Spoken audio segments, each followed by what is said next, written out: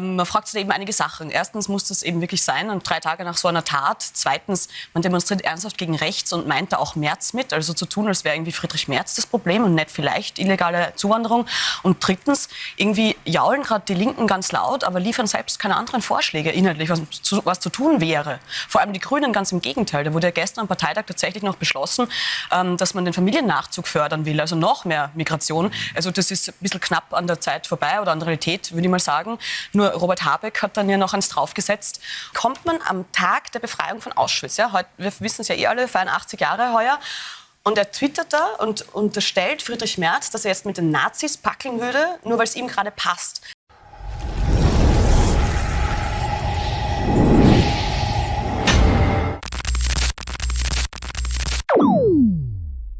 Hey Leute, heute reden wir über einen echten Volltreffer von Anna Schneider bei der Welt. Sie zeigt gnadenlos auf, wie die Linken lautstark gegen alles protestieren, aber selbst nur Ideen liefern.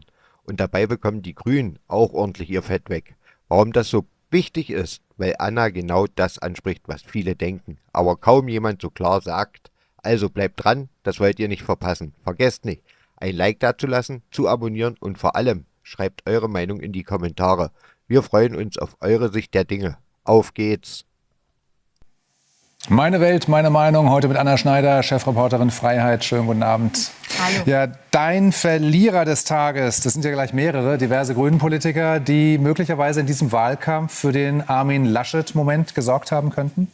Genau, also diverse oder zumindest fast die ganze Grünen-Spitze. Also wir haben es alle mitbekommen, am Samstag war diese großartige Demo gegen rechts, ein Lichtermeer am Brandenburger Tor.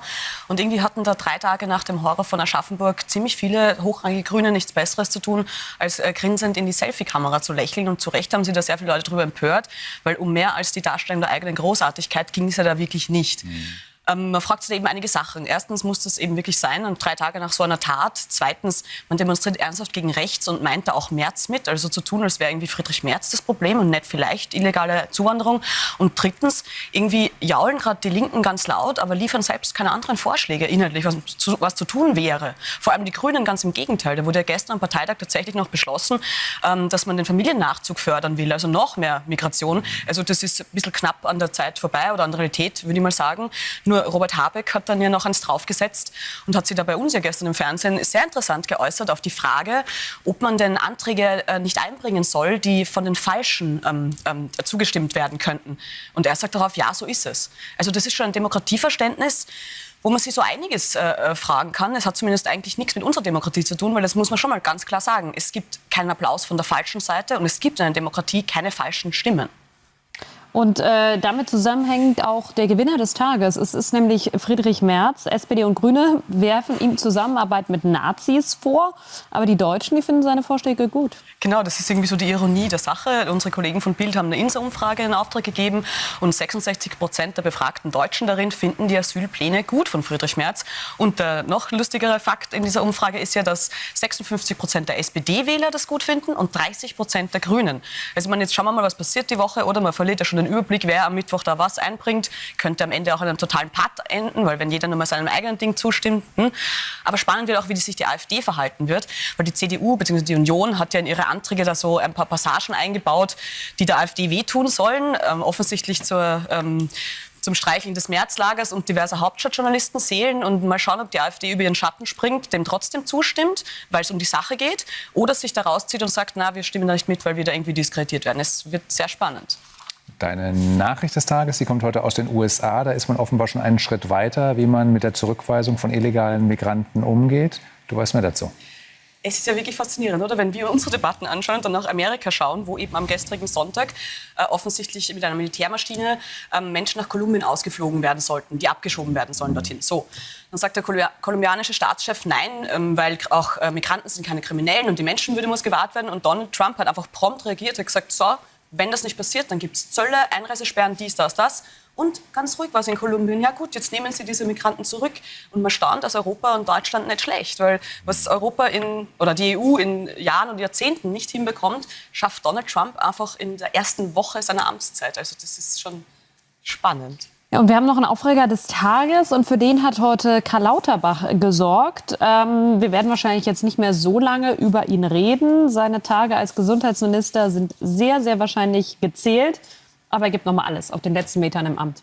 Absolut. Ich bin heute aufgewacht in der Früh und dachte kurz, das ist sein Parodie-Account, weil es war so jenseitig, was er da getwittert hat.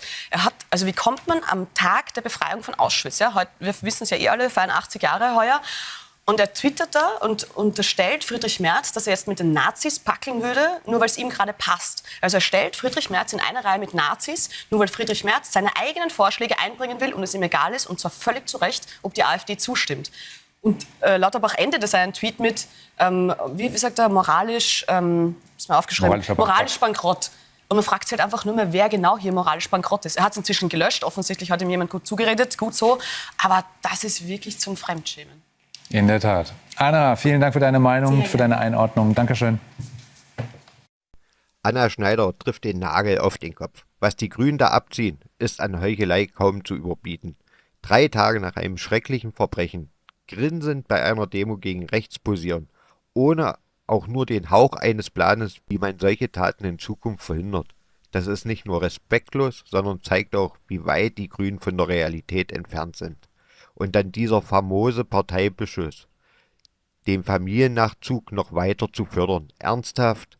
Während Städte und Kommunen längst am Limit sind, wollen die Grünen noch mehr Migration. Das ist nicht human, das ist verantwortungslos. Und jetzt zu Schamane Lauterbach. Der Mann schafft es tatsächlich am Tag der Befreiung von Auschwitz, nichts Besseres zu tun, als Friedrich Merz in eine Reihe mit Nazis zu stellen. Was für ein moralischer Bankrott. Das zeigt doch, dass Lauterbach nicht nur als Gesundheitsminister versagt hat, sondern auch jede politische Seriosität verloren hat. Statt Lösungen oder wenigstens Argumente zu liefern, wird reflexartig die Nazi-Keule geschwungen. Es ist einfach nur peinlich. Anna Schneider hat vollkommen recht, wenn sie sagt, die Linken jaulen laut. Aber wenn es um echte Vorschläge geht, kommt nichts außer noch mehr Chaos. Genau deshalb wird die Wut in der Bevölkerung immer größer. Und das zu Recht. Vergesst nicht, ein Like dazulassen, zu abonnieren und vor allem schreibt eure Meinung in die Kommentare. Bis zum nächsten Mal.